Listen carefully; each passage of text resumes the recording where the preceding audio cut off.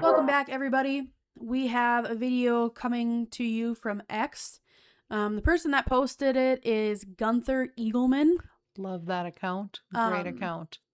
And you'll be able to see a little bit of expanding on the Somalian issue in the world. I had mentioned a gal from Cincinnati, a video from Cincinnati. I was incorrect. It was Columbus, Ohio.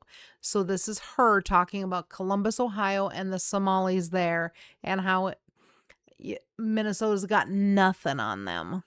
So this is, you can pause to read through this whole thing. I'm not going to read it to you, but it explains a little bit about what she plans to talk about. So I'm just going to go ahead and get this Columbus, Ohio, for you guys, fraud investigator, so that we can listen to what she's got to say. Now, I've already seen all this, and let me tell you, I'm thankful that I'm not in Minnesota.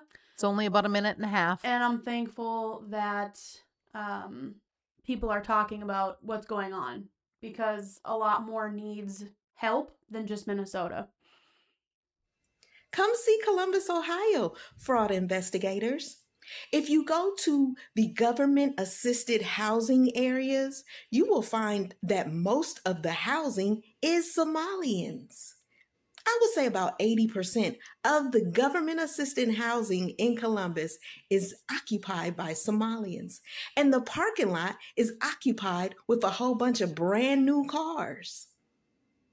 And the women walking around have designer purses with EBT cards, and they have Apple iPhones stuck up in their hijabs. Mm-hmm. Yeah. And then go to the businesses that are owned by the men. Because see, what happens is when you have a restaurant or when you have a little corner store and you have a couple of wives and you only have to claim one, then that means the other wives get EBT cards, and you can use those EBT cards to buy food for your store or your restaurant. Yeah. Or what you can do is you can get a home health aid company. And then you only hire Somalians to work the home health aid. And what you do is you just make sure their paperwork looks right. It don't have to be right, but you just make sure it looks right. And then you send them off for those home health aid jobs. Y'all don't want to talk about fraud. So that's another place with the exact same issues as Minnesota, if not more. With the same ethnic population. So is it racist for noticing? Just notice her skin color. Mm-hmm. She is definitely not white. No. But she's as sick of it as the rest of us.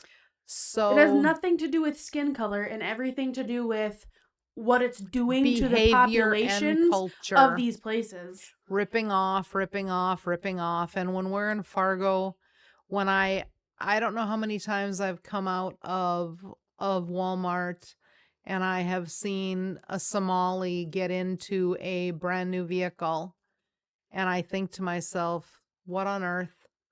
I drive a 2009 Kia, and they're in brand new vehicles. How is that? Do you want to know what I drive? I drive two paid off vehicles. One is a 98 and one is a 2001. Yep. Because that's what I bought and could afford at the time. And why would I get a new vehicle to tax myself more on having to pay for a new car? Because you're not living in Section 8 housing paid for. You don't have EBT cards paid for. And mind you, when I was working, I was making good money. Very good money. Probably better money than most people. And it still was something that I could not square in my mind to add an additional car payment when I had two working vehicles that were paid off. When I was an executive director of a nonprofit here in Valley City, that was I was done with that job about 13 years ago. And while I was the executive director, one of the needs that was coming in was from these Somali women that went up into Section 8.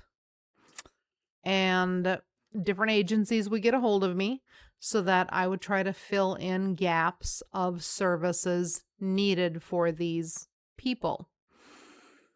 So I went up to the 3 apartments that had more than one woman in each one of them. My office was housed in the hospital. The ER nurses were talking about the women coming in pregnant, but they said that there were no men. So how are they pregnant if there are no men?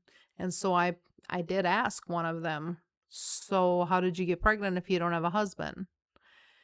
And they would pretend not to understand me. Yep. But I was told when one of the ladies had gone down to another, see, we were a small town. That's why they're not here anymore. Because each one of these businesses, when these Somalis would go and try to scam them, they would get a hold of me. And that was, I ended up with one lady in 3 different agencies trying to scam them. And they were all calling me. And then I would drive there, walk in, and there she is again.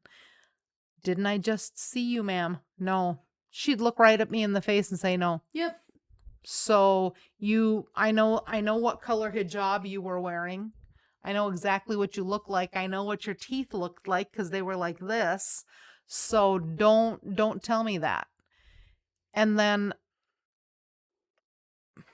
but somehow you're the a-hole for noticing that she was at 3 different places trying to scam. When I was knocking on one of the doors, a boy that had to be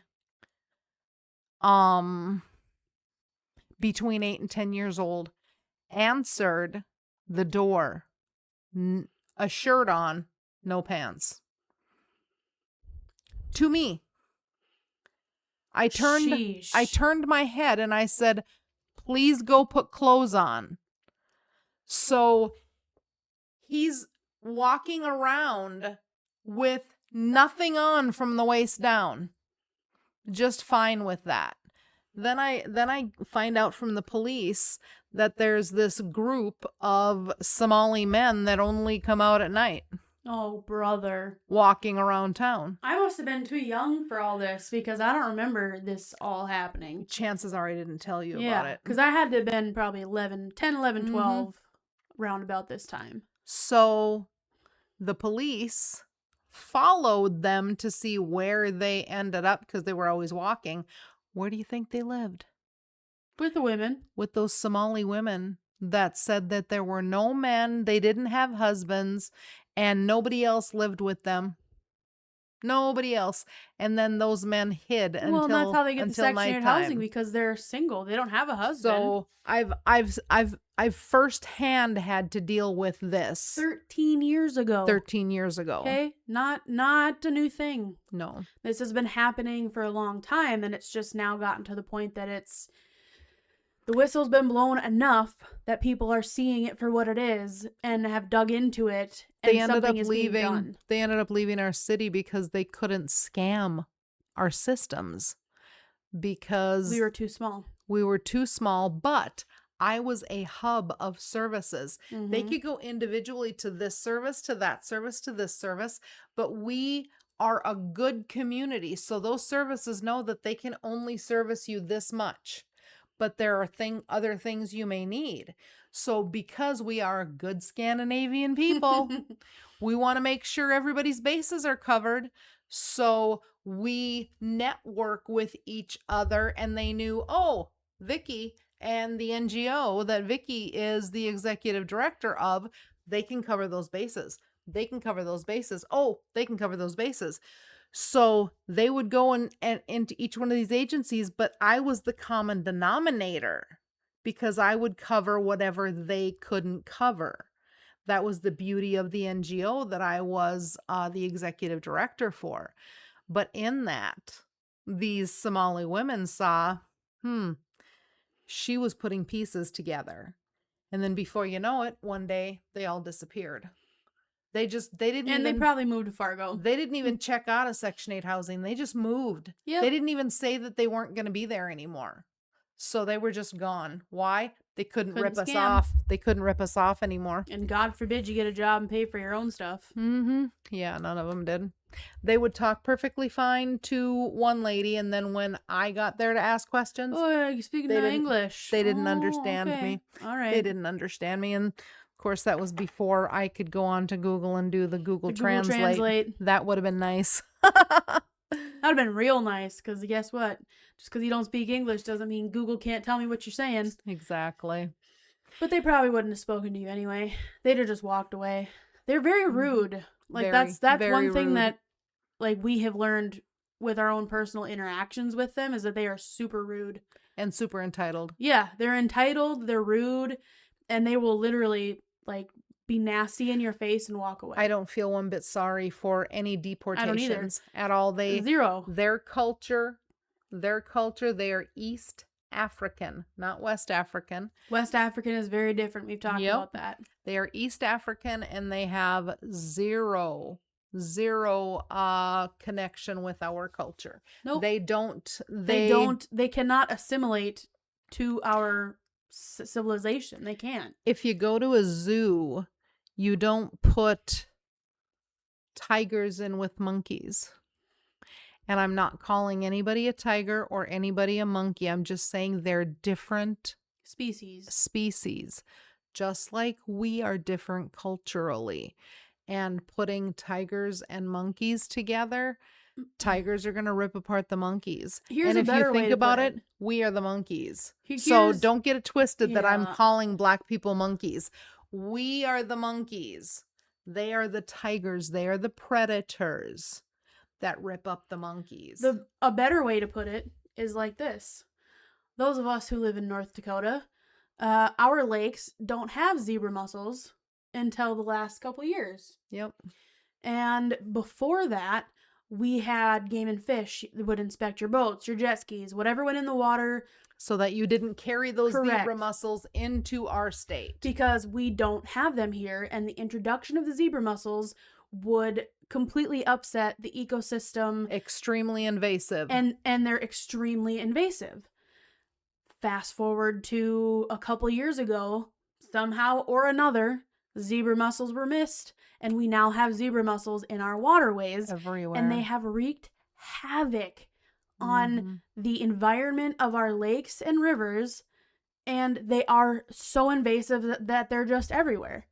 That's probably the easiest way to put it.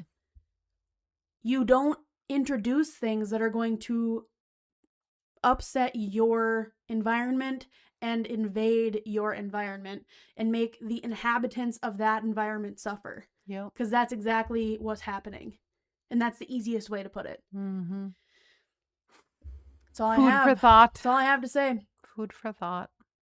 So the next And one. let's hope that they get into Columbus next. True. Trump. We're going to keep an eye out. Columbus next. Yes. Let's see it happen. Bye. Bye.